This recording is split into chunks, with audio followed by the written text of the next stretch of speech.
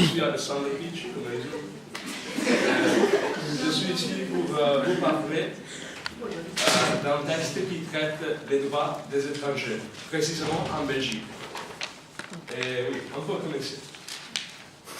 Alors, Jean-Yves Carlier, l'auteur de cet élaborat, est un avocat et il est professeur en Belgique à l'Université catholique de Louvain et à l'Université de Liège. Il s'occupe dans cet article de l'évolution du droit des étrangers en Belgique.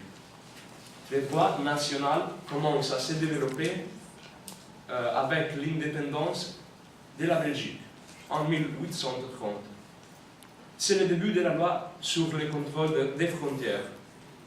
Beaucoup d'étrangers passent en Belgique. Il faut donc contrôler que les personnes honnêtes.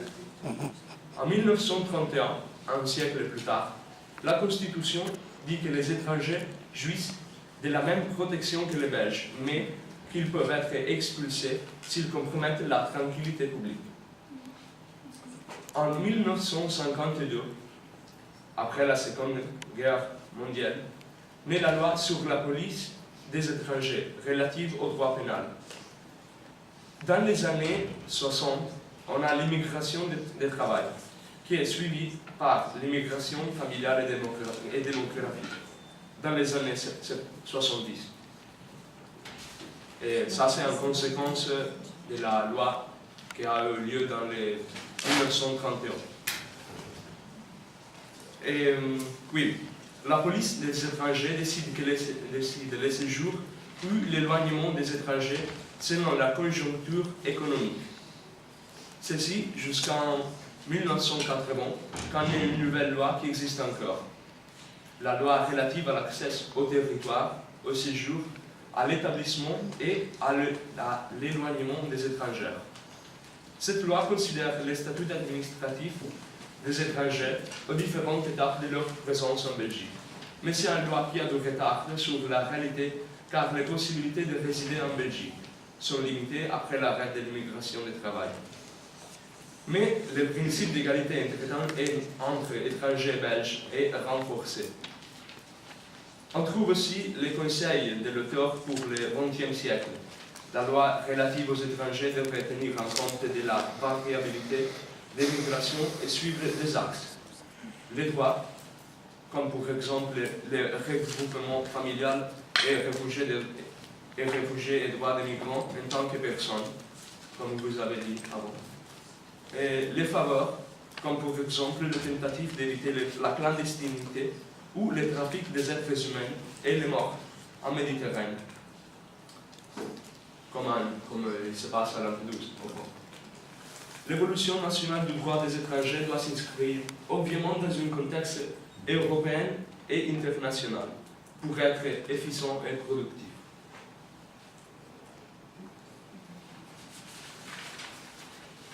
Le droit européen. Philippe de Bruicke, fondateur du réseau Odyssée, a souligné l'évolution de la circulation interne vers une politique migratoire européenne et en parallèle l'importance des droits fondamentaux.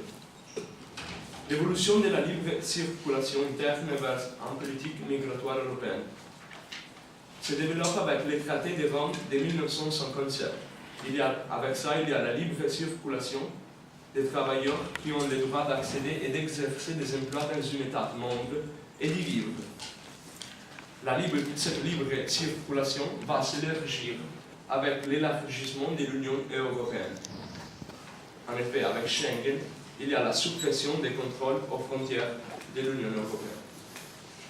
La législation belge est déjà conforme au texte européen sur les droits, au regroupement familial et au statut des réfugiés.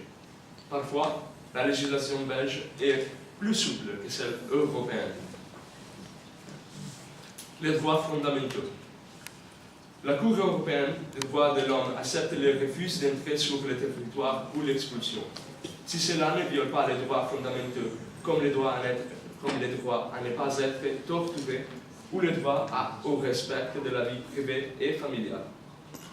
Pour les étrangers présents au séjour régulier, la Cour européenne des droits de l'homme affirme les principes de non-discrimination selon la nationalité par exemple. L'UE veut donc respecter les droits fondamentaux tout comme les droits internationaux. Le droit international, il insiste sur les droits fondamentaux comme la non-discrimination, l'interdiction de la torture et des traitements inhumains et le droit au respect de la vie familiale.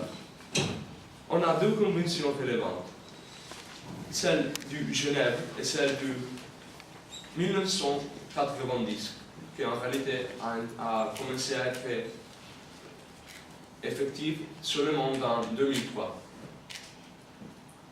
La Convention de Genève relative aux réfugiés est encore moderne sur les demandes d'asile.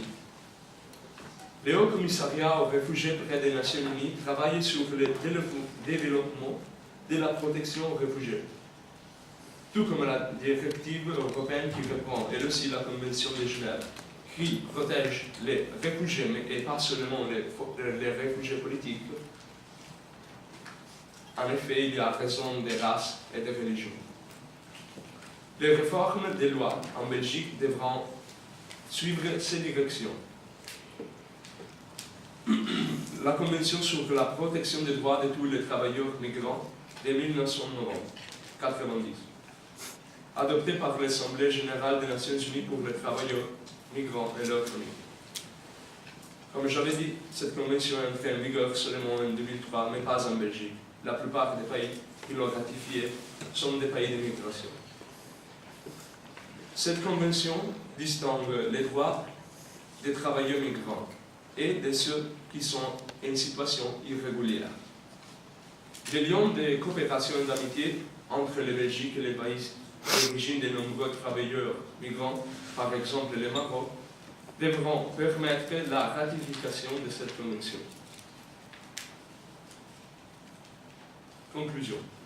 L'histoire de la Belgique inclut l'évolution du droit des étrangers qui doit s'adapter à la réalité socio-économique de ces pays. Les migrations ont toujours existé et toujours existeront, comme on a dit avant.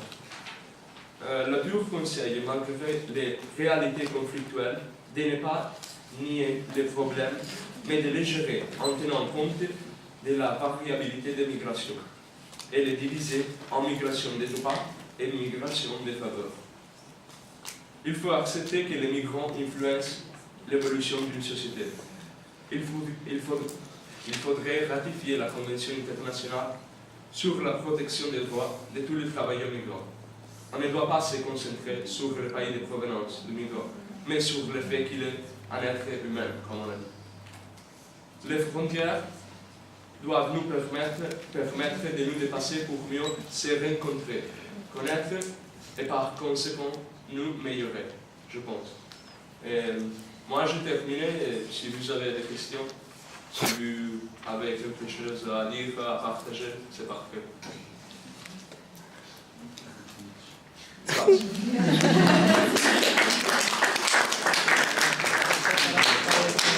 Merci en français. Devant les voyelles, il n'y a pas de cédille.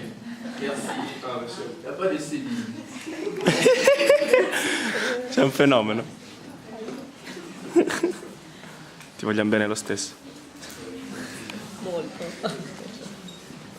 Saluta la telecamera. Bello.